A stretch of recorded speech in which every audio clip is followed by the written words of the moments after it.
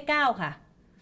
9นี้จะเป็นสิ่งที่คนไทยชอบกันนะครับก็คือสิ่งศักดิ์สิทธิ์เทวดาคนจะคิดว่า9คือก้าวหน้าหรืออะไรคือคิดไปอย่างนั้นคือตรงก้าวหน้าเนี่ยมันไม่เกี่ยวนะแต่ผลลัพธ์จริงๆถ้าเบอร์มือถือใครมีเลข9เยอะเขาจะมีเซนส์แรงนะครับคือตอนแรกสมมติเดิมเป็นคนมีเลข9ตัวเดียวหรือไม่เคยใช้เลข9เลยแล้วอยู่ดีๆมาใช้เบอร์ที่มีเลข9หลายตัวเนี่ยจะกลายเป็นคนเซนส์แรงแต่ว่าถ้าเลข9มากเกินไปจะทำให้คนเพี้ยนคือคิดอะไรแบบแหวกแนวประหลาดนะครับเพราะเซนส์กับการที่อยู่ในโลกส่วนตัวสูงเนี่ยพลังพวกนี้มันอยู่ในกลุ่มเดียวกันนะครับลองสังเกตดูถ้าใครไม่เคยใช้เลข9แล้วอยู่ดีมาใช้มีเลข9เยอะก็จะกลายเป็นลักษณะที่ซิกเซนส์หรือการเข้าวัดทำบุญมันจะลิงก์กันเรื่องจิตวิญญาณมันจะนำพาไปอันนี้คือสรุปสั้นๆให้เห็นว่าพฤติกรรมกับสิ่งที่มันเป็นทีนี้เราก็ได้เห็นคลิปหนึ่งที่อาจารย์เองก็เอามาพิสูจน์กับพลังของตัวเลขนะคะเดี๋ยวเอาคลิปนั้นเปิดมาเลยอันนั้นคือพิสูจน์เพราะอะไรคือเราหาคำตอบในฝ้าของเราแล้วสถิติคือตัวเลขเป็นแบบนี้แล้วไปวางไว้ตรงที่นอนทำให้คนหลับง่ายแต่เราไม่เคยรู้ว่าพลังมันเป็นยังไงจนกระทั่งมีเครื่องมือนี้นะครับที่เขาจะจับพลังงานของวิญญาณได้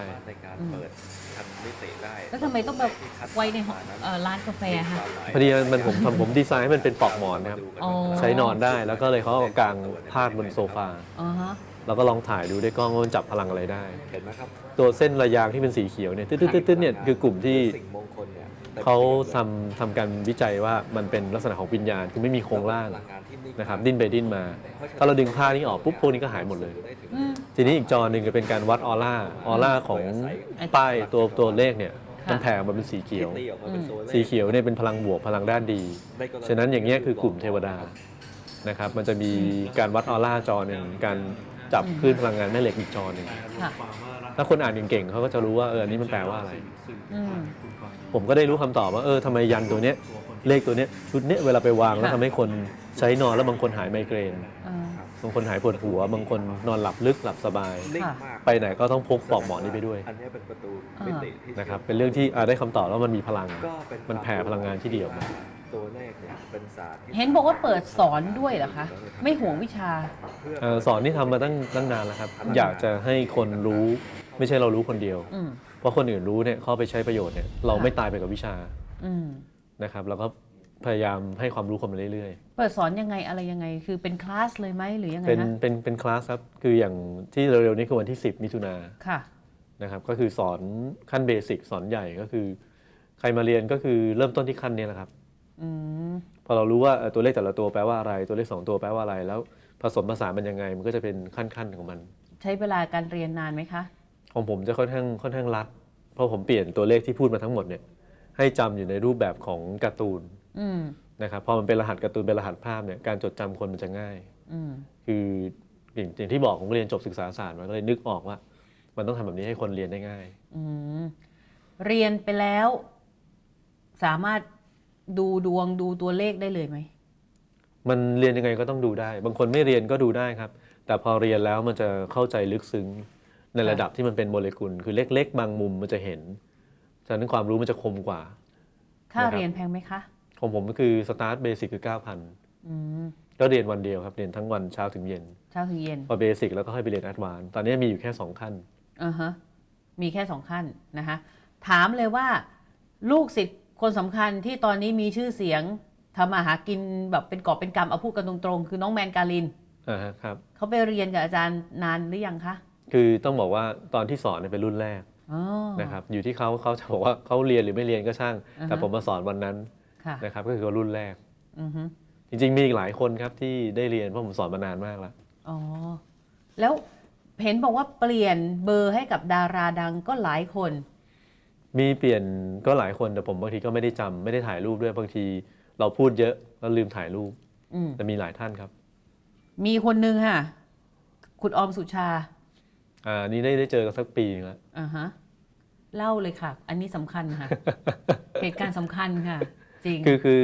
คือตอนแรกเนี่ยทุกคนเนี่ยต้องตรวจก่อนว่าเบอร์มือถือมันเลขมันดีหรือยังนะครับ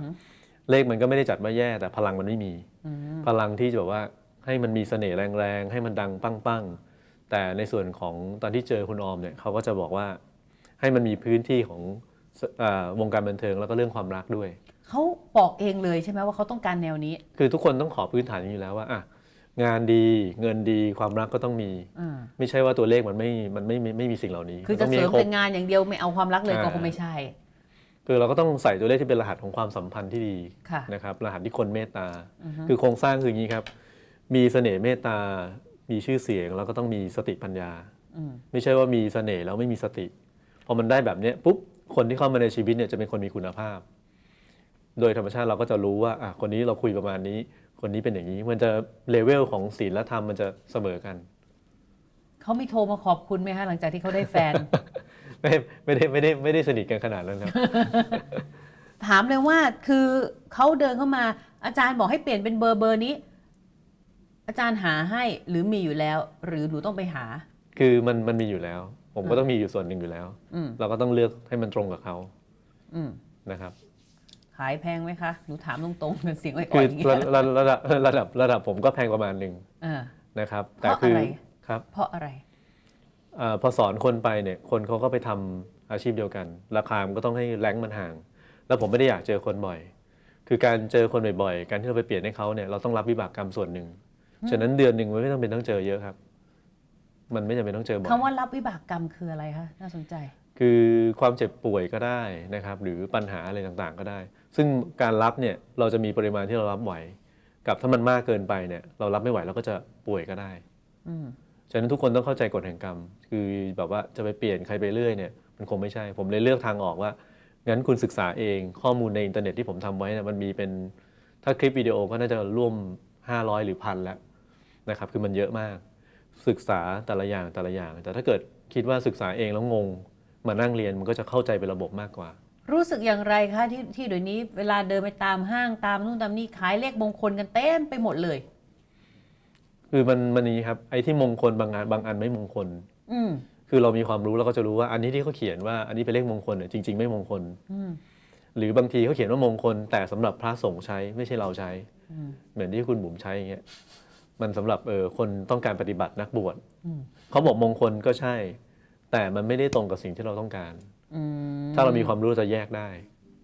นะครับค่ะท้ายสุดนี้อยากจะฝากอะไรถึงคนที่สนใจหรือว่ากำลังแบบอยากรู้ถึงพลังตรงนี้ให้ไปติดตามได้ที่ไหนสอบถามได้ที่ไหนเพิ่มเติมคะถ้าไปดูนะครับก็คือจะเป็นที่แฟนเพจอันนี้นะครับแฟนเพจคือนิติกฤตนะครับเบอร์รับโชคนิติกฤตอันนี้แฟนเพจตัวนี้ในนี้มันจะลิงก์ไปถึงข้อมูลมหาศาลเลยนะครับแต่ถ้าเกิดตรง YouTube อันนี้มันต้องแก้นิดนึงเป็น Decoder นะครับเพราะตอนนี้ผมใช้เป็นคำว่า Decoder Decoder Channel คือเดิม King of Number มันเป็นรายการที่เคยทำ3-4 ปีก่อนเขาตั้งให้เป็นชื่อรายการนะคะ King แล้วก็ทำเป็นรหัสยันด้วยครับทำให้คนจำได้ค่ะเอาละนะคะยังไงไปติดตามได้สอบถามกันเอาเองค่ะว่าหมายเลขที่มีอยู่เป็นอย่างไรกันบ้างแล้วก็ที่สำคัญก็คือเราเชื่อหรือไม่เชื่ออยากให้ศึกษาก่อนอาจารย์ก็เปิดใจให้ศึกษานะคะเพราะเรื่องอย่างนี้คืออาจารย์บอกพิสูจน์ได้คือผมพูดอยู่ซ้ำๆเสมอว่าอย่าเพิ่งเชื่อจนกว่าจะได้พิสูจน์แต่การพิสูจน์นั้นต้องมีความรู้ที่ถูกต้องแค่นั้นเองค่ะวันนี้ขอบคุณมากๆเลยนะคะสำหรับอาจารย์นิติกฤตกิตติศรีวรนันท์นะคะที่มาพูดคุยกันในรายการของเรานะคะ Decoder คนสำคัญเลยค่ะขอบคุณค่ะครับยินดีครับเอาละค่ะหมดเวลาของรายการเล่นใหญ่จัดใหญ่แล้วนะคะแล้วกลับมาพบกันได้ใหม่ทางช่อง20 Bright TV ค่ะวันนี้ต้องขอลาไปก่อนขอบคุณและสวัสดีค่ะ